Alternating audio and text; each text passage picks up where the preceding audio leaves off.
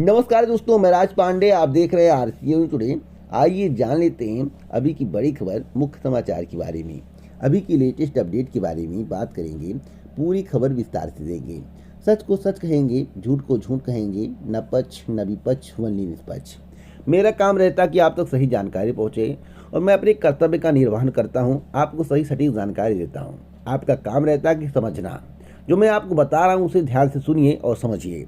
आज के विभिन्न समाचार पत्रों में आपसे संबंधित कई खबरें आई हुई हैं। हो सकता है आप पढ़े भी हों, लेकिन मेरा बताने का तरीका, मेरा समझाने का तरीका सबसे अलग होता है, इसलिए वीडियो को पूरा देखा करें, क्योंकि इस चैनल के माध्यम से विभिन्न राज्यों की खबरें दी जाती हैं। चाहे राजनीतिक मुद्दा हो या भर्ती परीक्षाओं से संबंधित कोई खबर हो, युवाओं का मुद्दा हो, बेरोजगारी का मुद्दा हो या आम जनता का मुद्दा हो, इस चैनल के माध्यम से बेबाक तरीके से उठाया जाता है।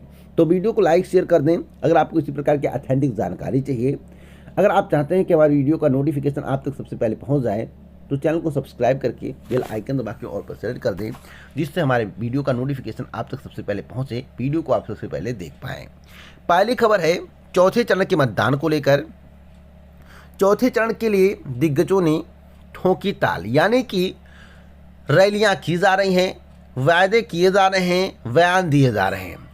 आपको सबसे ज़्यादा बयान गैंगस्टर, गोला, साइकिल बम इत्यादि के बारे में देखने को मिलता होगा, सुनने को मिलता होगा। मुद्दे समाप्त किए जा रहे हैं। भविष्य में आप मुद्दों पर बात न कर पाओ, उसे भी धीरे धीरे करके गोल कर दिया जा रहा है। लेकिन वास्तविक है कि देश में चुनाव मुद्दों पर होना चाहिए, विकास पर होना चाहिए, शिक्षा पर होना चाहिए, रोजगार पर होना चाहिए। लेकिन गुल्ला, डंडा, गुल्ली, अब मैं आपको क्या बताऊं क्या क्या हो रहा है। मतलब कि जिन्ना से लेकर पाकिस्तान से लेकर साइकिल बम से लेकर गोला बंदूक तक, गैंगस्टर तक पहुंच गया है। अभी देखिएगा चौथे चरण में कहां पहुंचेगा, पांचवें चरण में कहां पहुंचेगा। आपको बता दें, देश के प्रधानमंत्री जी ने कहा कि पूरी दुनिया ने भारत से वैक्सीन मांगी। भारत में जिन लोगों को वैक्सीन लगा है, एक सवाल पूछ रहे हैं। हमने पहला डोज लगवाया, शुरुआती दौर में पता चला कि पहला डोज लगवाएंगे तो आप सुरक्षित हो जाएंगे। उसके बाद दूसरा डोज लगवाए तो कहे आप सुरक्षित हो जाएंगे। अब बूस्टर डोज क्यों लग रहा है? आखिरकार वैक्सीन के दोनों डोज लगवाने के बाद बूस्टर डोज क्यों लगवाया जा रहा है? ऐसा तो नहीं कि बूस्टर के बाद भी कोई और डोज लगवाना पड़े। क्या इसका साइड इफेक्ट है या नहीं, तो मैं आपको बताना चाहता हूँ। या तो वैज्ञानिक ही बता सकते हैं।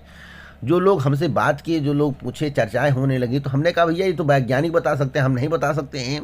फिलहाल सरकार के निर्देश का आपको पालन करना चाहिए। तो वर्तमान सरकार खाली फ्री वैक्सीन और फ्री राशन पर टिकी हुई है, लेकिन सभी को यह मालूम होना चाहिए कि फ्री राशन आपको 31 तारीख तक ही मिलेगा, यानी 31 मार्च तक ही मिलेगा। तेल आपको 31 मार्च तक ही मिलेगा, चना आपको 31 मार्च तक मिलेगा, उसके बाद आपको नहीं मिलेगा। साथ साथ मैं आपको बता दूं, जब आपको किसी चीज़ की लत लग जाएगी और बाद में आपको नहीं मिलेगा तो कितना कष्ट होगा, तो आपको 31 मार्च के बाद पता चलेगा। अगली अपडेट है बेरोजगारी को लेकर। देश में बेरोजगारी चरम पर है और उत्तर प्रदेश भी इससे अछूता नहीं है। आपको बता दें कि बेरोजगारों के खिलाफ कोर्ट तक गई भाजपा, ऐसा अखिलेश यादव का कहना है। सपा अध्यक्ष अखिलेश यादव ने रविवार को भाजपा को बेरोजगारी के मुद्दे पर घेरा। उन्होंने कहा कि भाजपा बेरोजगारों की इस कदर खिलाफ है कि नौकरी मांगने पर उनके खिलाफ कोर्ट तक चली गई। सपा सत्ता में आई तो बेरोजगारों को नौकरियां मिलेंगी। सरकारी विभागों में 11 लाख पद खाली हैं, उन पर भर्ती की जाएगी। IT सेक्टर में प्रशिक्षण दिलाकर 22 लाख युवाओं को रोजगार दिलाएंगे। कोरोना की वजह से बेरोजगार ओवर एज हो गए हैं, उन्हें उम्र सीमा में छूट दिलाई जाएगी। वह या बात जो है अपने रैलियों के दौरान कर रहे हैं। मैं आपको बताना चाहता हूं, भगवंत नगर स्थित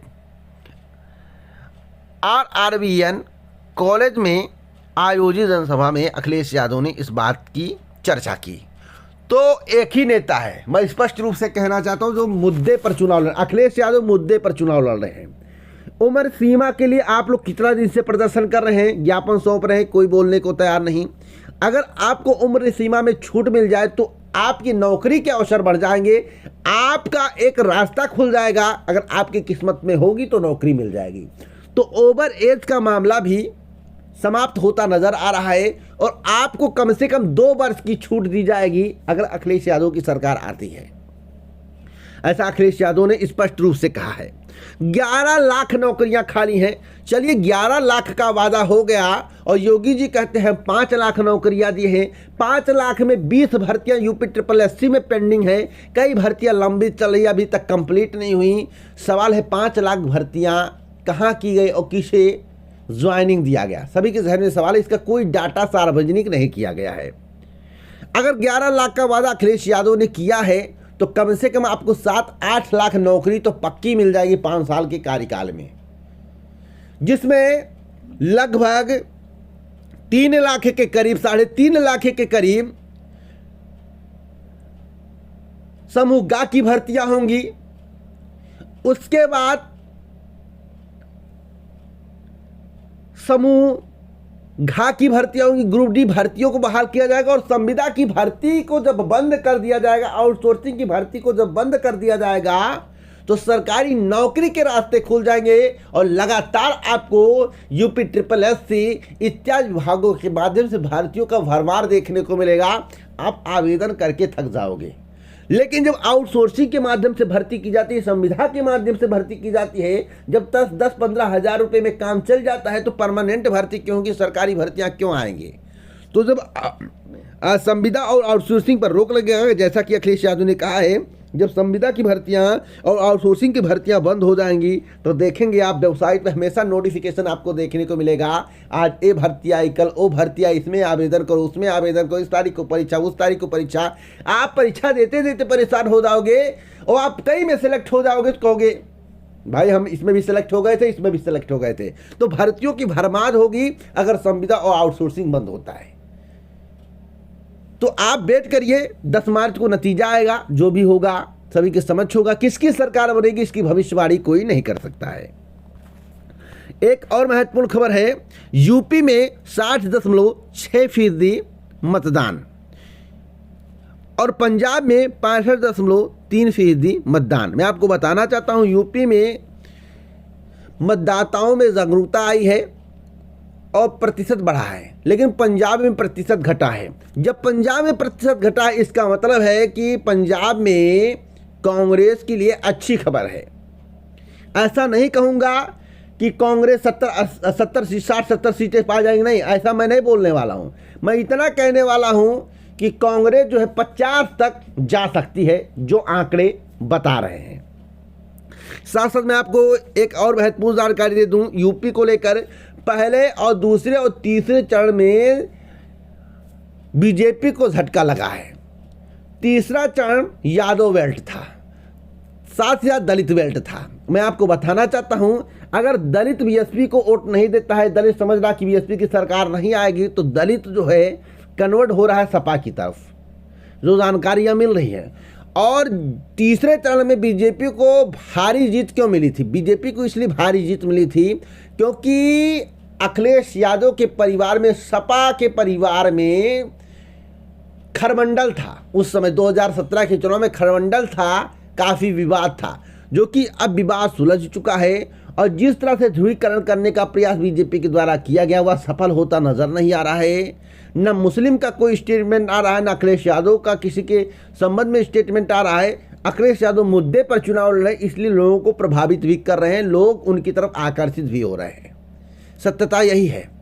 मैं तो सभी से कहता हूं कि उत्तर प्रदेश के मुख्यमंत्री जी, देश के गृह मंत्री जी या देश के प्रधानमंत्री जी सरकारी नौकरी, बेरोजगारी, महंगाई पर एक भी स्टेटमेंट दे रहे हों तो उसका वीडियो क्लिप इस चैनल के माध्यम से दिखाया जाएगा। आप लोग भेज दीजिए rcnewstoday@gmail.com पर भेजिए, जिससे मैं इस चैनल के माध्यम से दिखाऊं। मुझे वीडियो क्लिप नहीं मिल रहा, आपके पास हो तो कृपया कर वीडियो क्लिप देखें कि भविष्य में अगर इनकी सरकार बन जाती, 10 मार्च के बाद रिजल्ट आता है, इनकी सरकार बने, बीजेपी की सरकार बन भी जाए, तो किस तरह से युवाओं को रोजगार देंगे, सरकारी नौकरी देंगे, किस किस विभाग में देंगे, कितनी भर्तियां करेंगे, कितने स्कूल बनाएंगे, कितने हॉस्पिटल बनवाएंगे, संविदा कर्मियों का क्या होगा, एम्बुलेंस कर्मियों का क्या होगा, इसके संबंध में स्टेटमेंट अगर आपके पास हो, कोई वीडियो क्लिप हो तो इस चैनल पर आप भेजिए, मैं इस चैनल के माध्यम से दिखाऊंगा। और अगर आप अपनी बात सरकार तक पहुंचाना चाहते हैं, आप कुछ वीडियो के माध्यम से बोलना चाहते हैं तो वीडियो क्लिप बनाकर भेजिए RCN न्यूज़ टुडे पर इस चैनल के माध्यम से सरकार तक पहुंचाने का प्रयास किया जाएगा। तो सभी लोग इस चैनल से जुड़ें और सरकार तक अपनी बात पहुंचाएं। अगली अपडेट है, बीएड के 12,000 छात्र अगले सेमेस्टर में किए जाएंगे प्रमोट। अब तक की सबसे बड़ी खबर है, प्रोफेसर राजेंद्र सिंह रज्जू भैया राज्य विश्वविद्यालय ने शैक्षिक सत्र 2020 से 22 के अंतर्गत बीएड द्वितीय सेमेस्टर के छात्रों को तीसरे सेमेस्टर में प्रमोट कर दिया है। यह अहम निर्णय कुलपति डॉक्टर अखिलेश कुमार सिंह की अध्यक्षता में हुई परीक्षा समिति की बैठक में लिया गया है। खास बात यह है कि प्रोन्नत छात्रों को प्रथम सेमेस्टर में मिले अंक के बराबर ही अंक प्रदान किए जाएंगे। परीक्षा परिणाम भी विश्वविद्यालय के आधिकारिक वेबसाइट पर जारी कर दिया गया। तो अब तक की सबसे बड़ी खबर है, खुशखबरी। जो आपके जहन में भ्रम था वह भ्रम दूर हो गया है। एक और महत्वपूर्ण खबर मैं आपको देना चाहता हूं, राजस्व कर्मियों के बारे में, राजस्व कर्मचारियों के बारे में। राजस्व कर्मचारियों के रिक्त पदों पर जल्द भर्ती की जाएगी, ऐसा मंत्री जी ने बोला है। राजस्व मंत्री राम सूरत राय ने कहा कि राज्य में राजस्व कर्मचारियों का स्टेट कैडर बनाया जाएगा, साथ साथ इस दिशा में काम किया जा रहा है। इसके बाद राजस्व कर्मचारियों का तबादला एक से दूसरे जिले में भी किया जाएगा। इससे भ्रष्टाचार पर अंकुश लगेगा। उन्होंने कहा है कि राज्य में 8500 राजस्व कर्मचारियों के पद खाली हैं, लेकिन मुश्किल से 1700 कर्मी अभी कार्यरत हैं। 4453 राजस्व कर्मचारी की बहाली की प्रक्रिया जल्द पूरी की जाएगी। राय ने रविवार को इसके संबंध में ये बयान दिए हैं और उन्होंने कहा कि हम भर्तियों पर काम कर रहे हैं। साथ साथ अमीन की भर्तियां हो सकती है। भागलपुर की खबर है, जो कि अब तक की सबसे बड़ी खबर भागलपुर की खबर है। यहाँ पर देखिए, तो अमीन की भर्ती और राजस्व कर्मचारियों की भर्ती बहुत जल्द आपको देखने को मिलेगी। तो अगर आप किसी प्रकार की ऑथेंटिक जानकारी चाहिए, आप चाहते हैं कि आपको सही सटीक जानकारी समय समय पर मिलती रहे, तो चैनल को सब्सक्राइब करें, फिर आइकन में ऑल पर सेट करें। जय हिंद, जय भारत, नमस्कार।